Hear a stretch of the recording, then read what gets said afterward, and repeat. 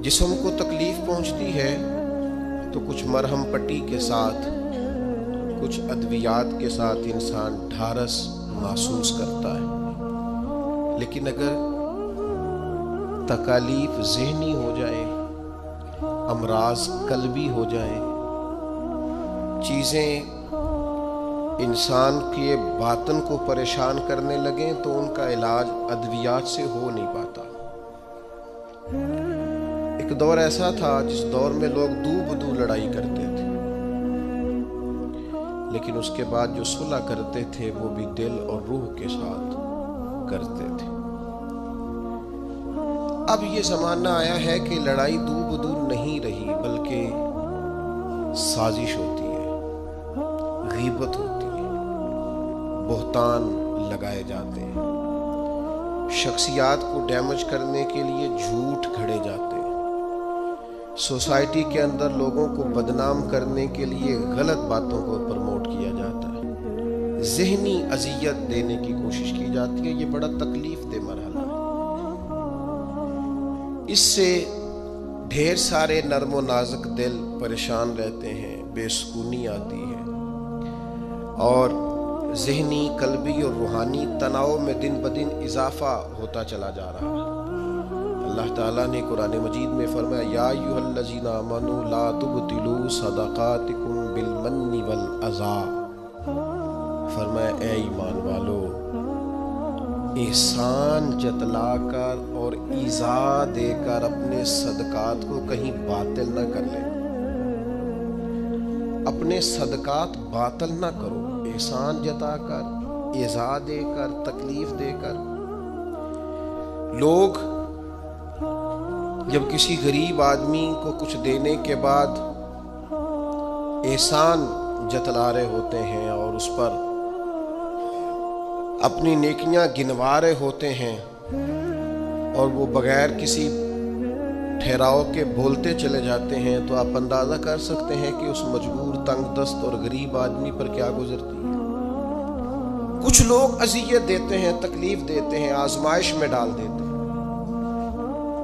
किसी के घर मेहमान चले गए, आपको चंद लम्हों के लिए जाना है, तो आप वहां जाकर एक बड़े ज़बरदस्त किस्म के इंजीनियर क्यों बन गए? ये दीवार पे क्या काम कराया है, ये किससे कराया है, ये अगर आपको मैं एक बंदा बताऊं, अगर फलां से आप काम, भाई आपको तो बतौर मेहमान बुलाया गया है, आपको किसने कहा है कि आप इंजीनियर के तौर पे दावत दी है? आप आए हैं, तशरीफ रखिए, और जितनी देर आपको कहा जाता है आप बैठिए, और फिर उस पर तबसरा है, ये फर्नीचर कहाँ से लिया है, ये कालीन कहाँ से आया है, इतने सवाल जवाब। बाज़ दोस्त तो ऐसे होते हैं जिनसे कहना पड़ता है कि मेरे भाई आप मेहरबानी करें, हम आपको ना इंजीनियर समझते हैं ना अच्छा डिज़ाइनर समझते हैं, हमने तो आपको मिलने के लिए बुलाया था, आप आइए और जाइए। और इतने ज़्यादा तो मतलब वक्त ही नहीं है इंसान के पास कि वो जाए और इतने ज़्यादा तबसरे करे और जाके किसी को तकलीफ दे। फिर तफ्तीश करना, पूछना, आला हज़रत बरेलवी रहमतुल्लाह लिखा हराम है ये तफ्तीश करना कि किसी की कमाई हलाल है कि हराम है। आप क्यों तफ्तीश करते हैं? किसने इजाजत दी आपको जासूसी करें? आप तकलीफ दे रहे हैं सामने वाले को। क्या करते हैं, क्या कमाते हैं, कहां से? मेरा रब है जिसने सबके पर्दे रखे हुए। अब क्यों ऐसी हरकत करते हैं जिसकी बुनियाद पर जनाब का जरिया आमदन क्या है? मेरा जरिया आमदन ये है कि आप दे जाते हैं तो मैं खा लेता हूं। आप अपना जरिया आमदन की फिक्र करें, आप दूसरों पर क्यों इस कदर ज्यादा बोझ डालते हैं? और फिर खाना सामने रखा जाता है, ये मैं नहीं खाता, तो आपको जो खाना था घर से ले आते, क्या ये अच्छा होता?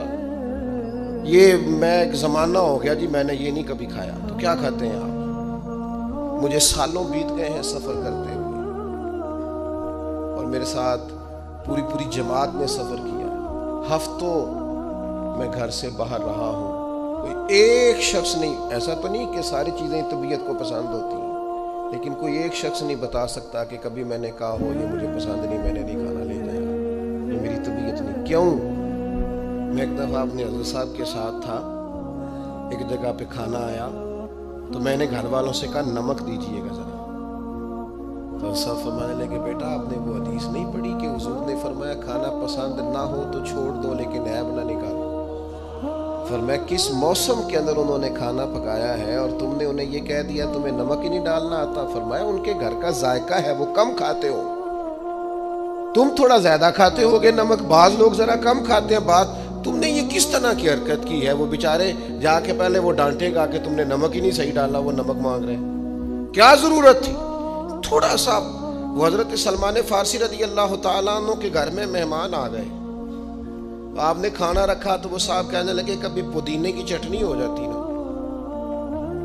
تو اب ان کے پاس پیسے نہیں تھے، ان کا لوٹا تھا ان کے پاس پیتل کا یا لوہے کا، لے جا کے گروی رکھا کسی کے ہاں جو وضو کے لیے رکھا ہوا تھا جناب سلمان فارسی، پھر وہ لوٹا گروی رکھ کے پیسے لائے، اس کا پودینہ خریدا اور لا کے مہمان کو دیا، تو مہمان کہنے لگا جی اللہ کا شکر ہے ہم قناعت پسند ہیں، جو مل جائے کھا لیتے ہیں۔ یعنی ایک تو یہ کہ پہلے فرمائش کر دی، پھر اس کے بعد نیک بننے کا ڈھونگ بھی رچایا۔ بھی کچھ لوگوں کا طریقہ ہوتا ہے، وہ سارا کچھ کرنے کے بعد نا، یعنی 2.25 گھنٹے غیبتیں کرنے کے بعد کہتے چلو سانوں کی لگے، بھئی آپ 15 منٹ ہی رہ گئے تھے، 2 گھنٹے پورے ہونے لگے تھے، ساری تو کر لی آپ نے، اب پیچھے بچا کیا ہے؟ تو وہ کہنے لگے جی میں قناعت پسند ہوں، جو مل جائے کھا لیتا ہوں۔ تو حضرت سلمان فارسی ناراض ہوئے، جلال میں آ فرمانے لگے اگر تم قناعت پسند ہوتے تو میرا وضو کا لوٹا آج گروی نہ پڑا ہوتا، تم قناعت پسند ہو، اوپر سے جھوٹ بولتے ہو۔ لیکن تکلیف دینا، اذیت پہنچانا، ذہنی طور پر کسی کو ٹارچر کرنا، میری اب کبھی طبیعت خراب ہو جاتی ہے نا جی، تو چونکہ محبت کرنے والوں کی لسٹ لمبی ہے، طبیعت خراب ہو جاتی ہے تو میں بتاتا نہیں، کتنے کتنے دن خبر نہیں ہوتی، میری خواہش ہوتی ہے، پچھلے دنوں بھی ایک پورا دن ہاسپٹل میں گزارنا پڑا، میں نے بتایا نہیں، افواہ تھی کہ میری طبیعت خراب ہے، لوگوں نے پوچھ پوچھ کر بیمار کر دیا، نئے سرے سے بتانا پڑتا ہے ہویا کی سی، اور پھر کچھ تو اتنے خاص محبت کرنے والے ہوتے ہیں کہ انہیں پوری ڈیٹیل چاہیے ہوتی ہے پس منظر سمیت۔ آپ حضور علیہ الصلوۃ والسلام نے فرمایا بہترین عیادت وہ ہے جو جلدی ہو، تھوڑی دیر کے لیے مریض کے پاس جائیں، یہ بہقی میں حدیث موجود ہے، بہترین عیادت، بہترین تیمارداری وہ ہے جو جلدی ہو، فٹافٹ آپ آئیں، تھوڑی دیر بیٹھیں اور چلے جائیں۔ اتنی تفصیلات، پھر 7 نسخہ جات، پھر یا کچھ لوگ تو ایسے ہوتے ہیں جو اتنا ڈرا جاتے ہیں بیمار آدمی کو کہ وہ جلدی فوت ہونے والا ہو جاتا ہے، اس کہتے ہیں فلانے کو بھی یہ مرض تھا بیچارہ، 4 بچے فوت ہو گیا۔ آپ کو تو کہا تھا تسلی دیتے، مریض سے دعا کراتے، پھر ضد کریں گے، اصرار کریں گے، یہ کھا لیں، کھائیں گے تو اٹھیں گے، تھوڑا سا تو لیں۔ اللہ کے بندے، نبی کریم علیہ السلام نے فرمایا بیمار سے ضد نہ کرو، اسے اللہ کھلا پلا دیا کرتا ہے۔ تم ضد کر رہے ہو، اصرار کر رہے ہو، تکلیف دے رہے ہو، اذیت پہنچائی جاتی ہے۔ بڑے درویش آدمی تھے حضرت سری سختی، کبھی کسی سے سخت جملہ نہیں کہا۔ آپ بیمار تھے، ایک صاحب تیمارداری کرنے آ گئے، آپ کا خیال تھا کہ وہ ہو گئی تیمارداری، وہ جائیں، کئی لوگ ان کے بعد آئے چلے گئے لیکن بیٹھے ہوئے ہیں، جا ہی نہیں رہے۔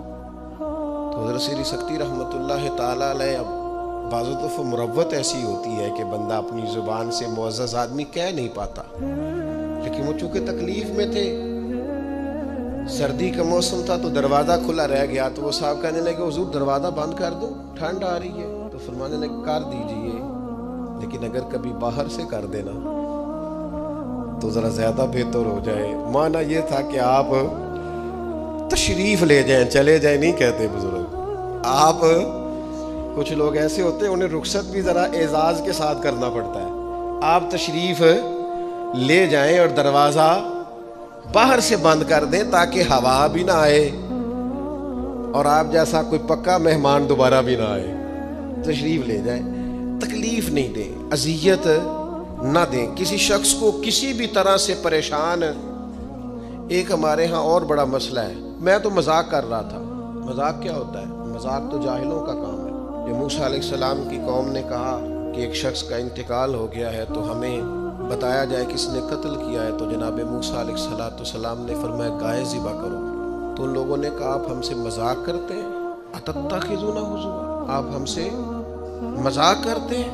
تو فرمایا اعوذ باللہ ان اکون من الجاہلین، اللہ کی پناہ چاہتا ہوں کہ میں جاہلوں میں سے ہو جاؤں۔ مذاق کرنے کو جناب موسیٰ نے قرآن مجید کا پہلا پارہ کہتا ہے جاہلوں کا کام کہا ہے۔ مذاق ٹھیک ہے، دل لگی ٹھیک ہے، یعنی آپ خوش طبعی کریں۔ مذاق تو کسی کے عیب کا ہوتا ہے، تیری آنکھ کس طرح کی ہے، تیری ناک چپٹی ہے، یہ مذاق ہوتا ہے۔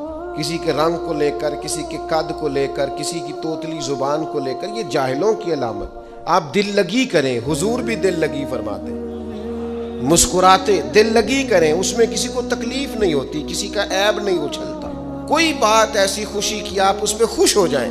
لیکن آپ یہ جو رویے ہمارے ہاں پائے جاتے ہیں یہ مذاق ہے، اور مذاق شریعت میں جاہلوں کی علامت ہے۔ حضور فرماتے ہیں قیامت والے دن وہ لوگ جو لوگوں کا مذاق اڑاتے تھے، تکلیف دیتے تھے، قیامت والے دن ان کے ساتھ یہ معاملہ ہوگا کہ جنت کا دروازہ ان کے لیے کھولا جائے گا، پھر بند کر دیا جائے گا، پھر کھولا جائے گا، پھر بند کر دیا جائے گا، پھر کھولا جائے گا اور پھر دوبارہ۔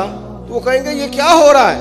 تو انہیں کہا جائے گا تمہارے اس مذاق کی تمہیں سزا دی جا رہی ہے جو دنیا میں تم اللہ کے بندوں کے ساتھ کرتے تھے۔ تکلیف دیتے ہیں لوگ، لیکن ہمارے ہاں تکلیف دینے والے ایک منٹ کا بھی وقفہ کرنے کو تیار نہیں ہوتے۔ اللہ کے پیارے رسول صلی اللہ تعالی علیہ وسلم نے 3 لوگوں کے بارے میں ارشاد فرمائی یہ جنت میں نہیں جائیں گے۔ نسائی شریف میں یہ حدیث موجود ہے۔ یا رسول اللہ صلی اللہ تعالی علیہ وسلم کون کون لوگ؟ ایک فرمایا جو شراب کا عادی ہو، دوسرا فرمایا جو والدین کا نافرمان ہو، اور تیسرا حضور فرماتے ہیں جو احسان جتلانے والا ہو۔ جنت میں نہیں جائیں گے۔ نیکی کی ہے اب تو بھول جا، اور نیکی کی ہے تو اسے محض اپنے رب کی رضا کے حصول کا ذریعہ سمجھ۔ تو احسان جتلا رہا ہے، یہاں تک کہ والدین کے ساتھ، بہن بھائیوں کے ساتھ، دوست احباب کے ساتھ، قریبیوں کے ساتھ نیکی کر کے بھی لوگ احسان جتلاتے ہیں، ضائع ہو جاتی ہے نیکی۔ یعنی عجیب بات ہے نا، حضور فرماتے ہیں احسان جتلانے والا جنت میں نہیں جائے گا، یعنی نیکی کر کے دوزخ خرید لی، احسان کر کے، خرچ کر کے اپنے لیے جہنم کٹھی کر لی۔ کیوں؟ احسان جتلایا، اس نے بتلایا ہے۔ یوں تو ہر ایک کو شیطان سے ڈر لگتا ہے، اور مجھ کو اس دور کے انسان سے ڈر لگتا ہے، اور جس کی ہر بات میں پوشیدہ ہو نشتر کی چبھن۔ شاعر کا تخیل دیکھیے، نشتر کی چبھن، جس کی ہر بات میں پوشیدہ ہو نشتر کی چبھن، ایسے ہر صاحب احسان سے ڈر لگتا ہے۔ اس طرح کے احسان کرنے والوں سے خوف آتا ہے کہ اللہ بچا ان سے۔ یہ کچھ سال پہلے کی بات ہے، آپ کو پتہ ہے ہمارے ہاں اپریل فول بھی منایا جاتا ہے، جھوٹ بولنے کا دن۔ تو ایک صاحب تھے بیچارے ہارٹ پیشنٹ، یہ پنجاب کا ہی واقعہ ہے، تو ان کو فون کر دیا کہ تمہارا بھائی ایکسیڈنٹ میں فوت ہو گیا، کسی نے مذاق کیا۔ تو بیچارے ہارٹ پیشنٹ تھے، خبر سن کے ان کو پھر ہارٹ اٹیک ہوا، اللہ کو پیارے ہوئے، اور بعد میں پتہ چلا کہ کسی نے مذاق کیا، بھائی تو بالکل ٹھیک ٹھاک، آپ کے ایک مذاق نے کسی کی جان لے لی، گھر اجڑ گیا، عورت بیوہ ہو گئی، بچے یتیم ہو گئے، اور آپ مذاق کر رہے تھے، تکلیف دے رہے تھے، آپ آزمائش میں مبتلا کر رہے تھے۔ میں نے ایسے طلباء کو دیکھا ہے کالج میں، مدرسے میں، یونیورسٹی میں، اسکول میں، جو بیچارے کسی وجہ سے کمزور تھے، کوئی ایسا معاملہ تھا، ان کا اتنا مذاق اڑایا گیا کہ وہ بیچارے تعلیم چھوڑ کے چلے گئے، گزارا نہیں ہو سکتا۔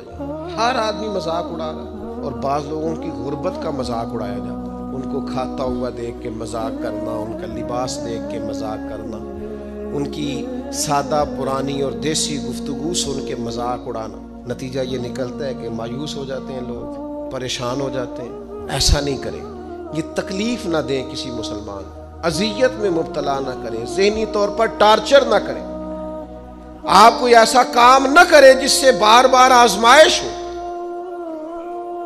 کچھ لوگ زندگی میں گناہ کرتے ہیں، اللہ معاف کرے، غلطیاں ہو جاتی ہیں، پھر وہ لوگ توبہ کر لیتے ہیں،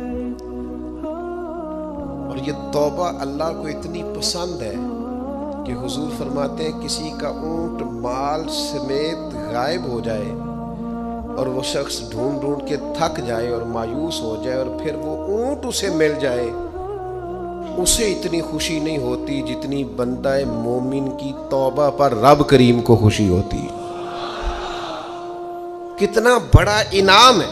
حضور فرماتے ہیں ہر شخص خطا کار ہے، پر بہترین خطا کار وہ ہے جو توبہ کرتا ہے خطا کار پر بہترین خطا کار۔ کیا بات ہے اس کی خطا کی، جو خطا کرتے ہی رو پڑا ہے، اللہ کے حضور توبہ کر رہا ہے، لیکن لوگ مذاق اڑاتے ہیں لوگوں کے گناہوں کا۔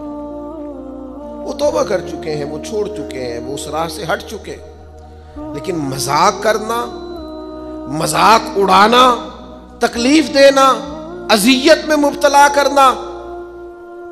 حضور علیہ الصلوۃ والسلام نے فرمایا کسی شخص سے کبھی کوئی گناہ کیا پھر اس نے توبہ کر لی، فرمایا جس نے دوبارہ اسے اس کا گناہ یاد کرایا، اللہ یاد کرانے والے کو سزا دے گا، مرنے سے پہلے پہلے یہ اس گناہ کے اندر مبتلا ہو جائے۔ مسلم شریف میں موجود، اس کو سزا ملے تو ٹارچر نہیں کریں، تکلیف نہیں دیں، ذہنی طور پر لوگوں کو اذیت میں مبتلا نہ کریں۔ اور پھر رشتے دیکھے جاتے ہیں ہمارے ہاں، تو اس قدر زیادہ مطلب آزمائش میں ہم لوگوں کو مبتلا کر دیا جاتا ہے، اس قدر زیادہ آزمائش میں ہمارا چونکہ دیہاتوں سے تعلق ہے، تو پرانی خواتین کبھی جاتی تھی نا رشتہ دیکھنے کے لیے بیٹے کا، تو ان سے کہا جاتا تھا کہ آپ کو وہاں رشتہ نہیں کرنا، تو کہتی تھی نہیں ہم نے نہیں کرنا، تو کہتے تھے بھئی آپ بتائیں کیا وجہ ہے، تو وہ کہتی تھی وجہ کوئی نہیں بتانی، اس لیے کہ میرے گھر میں بھی بیٹی ہے،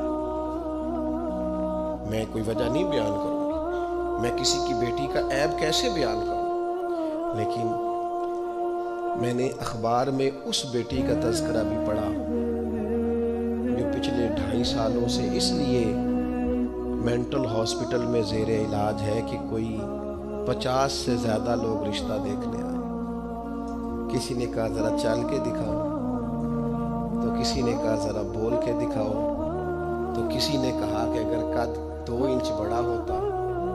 اتنی تکلیف، اتنی اذیت، اور اس دین کے ماننے والے جو دین ہمیں سبق دیتا ہے کہ بیٹیاں اور بہنیں ہوتی برابر ہیں، وہاں یہ رویہ ہمارا۔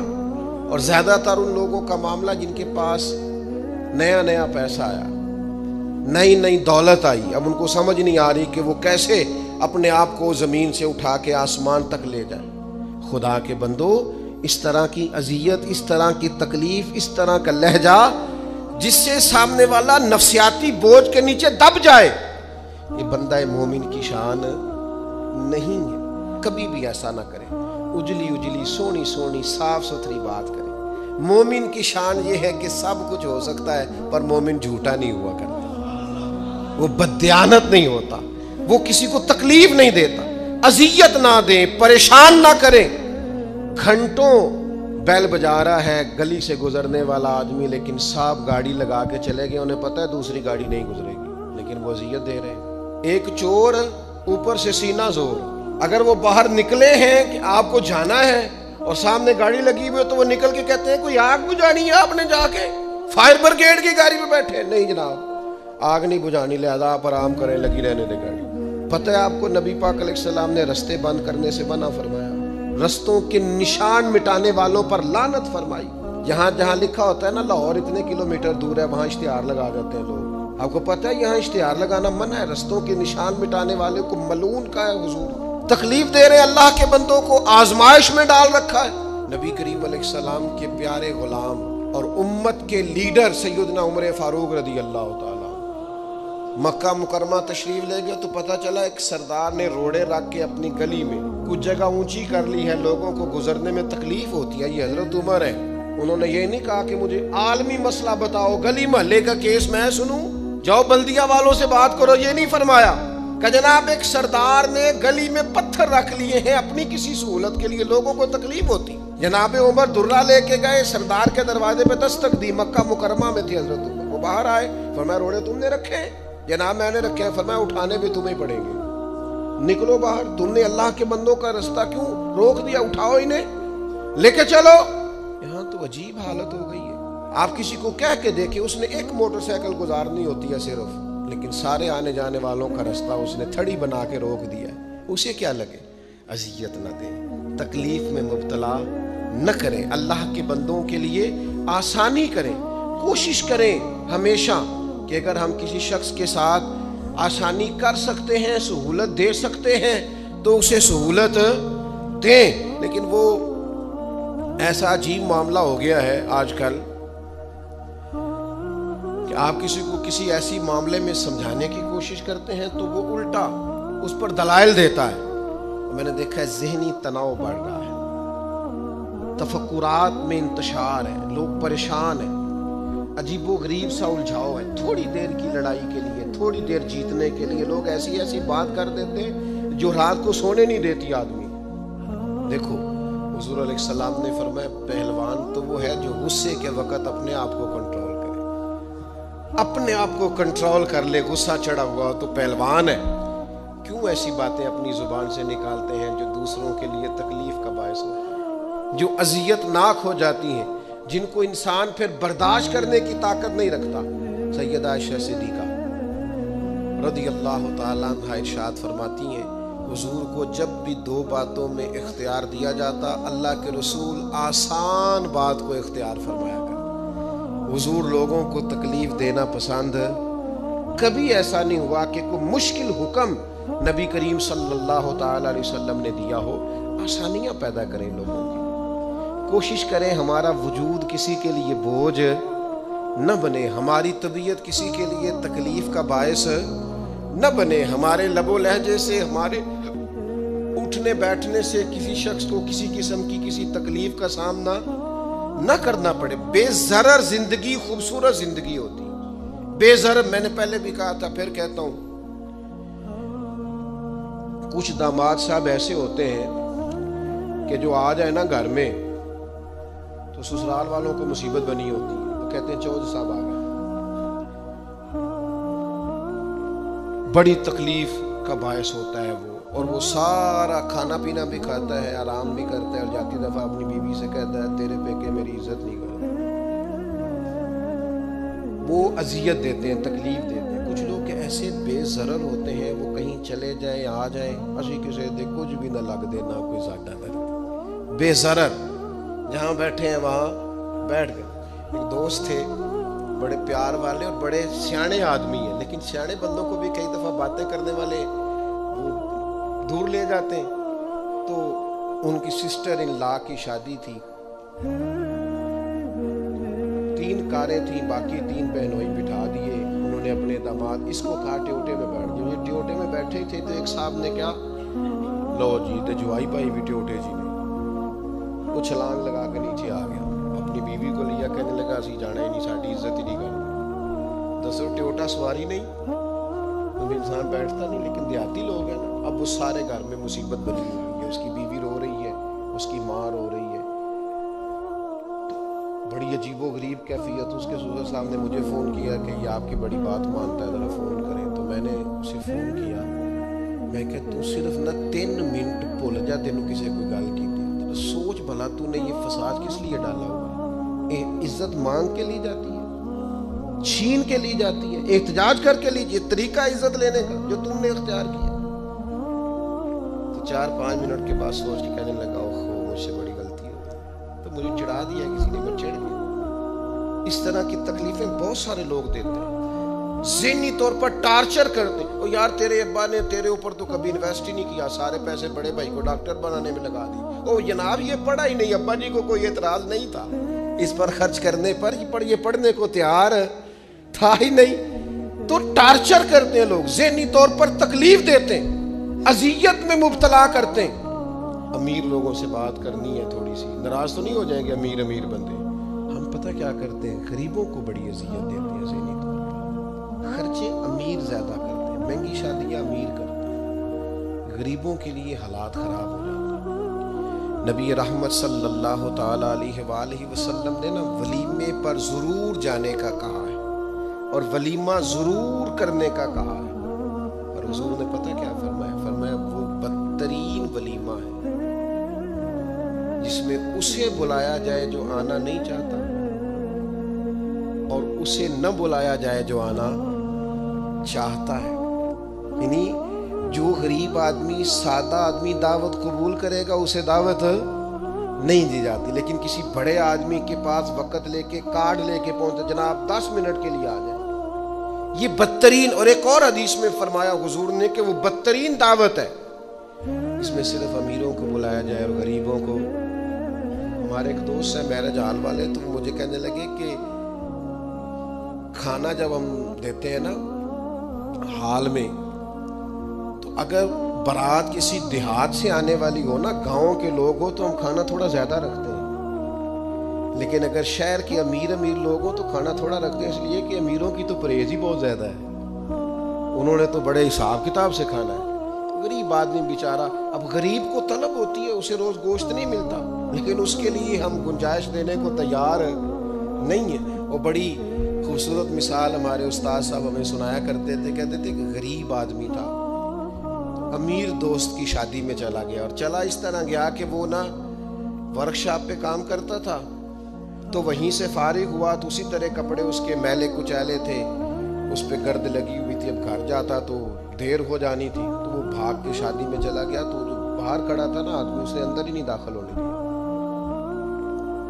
اس نے کہا جناب آپ کدھر آ گئے، یہ تو بڑے امیر رئیس اعظم کی شادی ہے. اس نے بڑی منت کی، بالآخر وہ رو پڑا، یار تیری مہربانی، میرا قریبی دوست ہے، مجھے تھا. اس نے کہا جناب آپ جا ہی نہیں سکتے، حالت تو دیکھیں اپنی. اب وہ دوڑا گیا، تیزی سے کپڑے بدل کے واپس آیا. شادی بالکل اینڈ پہ ہو چکی تھی. اب جب وہ سوٹ بوٹ اور وہ مایا شایا اور وہ جناب اس کا لباس بڑا حسین، تب اس کے لیے خود سے دروازہ کھولا گیا. وہ اندر گیا تو ساتھ رو رہا ہے، اور ساتھ وہ ڈونگا لے کے نا سالن والا برتن، تو اس میں کبھی اپنا کرتا ڈالتا ہے، کبھی اپنا بازو ڈالتا ہے کرتے کا. لوگوں نے کہا یہ کیا کر رہے ہو؟ کہنے لگا یہ میری تو دعوت نہیں ہے، تو کپڑوں کی دعوت ہے. اگر میری دعوت ہوتی تو میں تو پہلے بھی آیا تھا، اسی شکل و صورت کے ساتھ آیا، لیکن مجھے اندر گھسنے نہیں دیا. میری غربت نے کیا مجھ کو زمانے میں بدنام، تیری دولت نے تیرے عیب چھپا رکھے.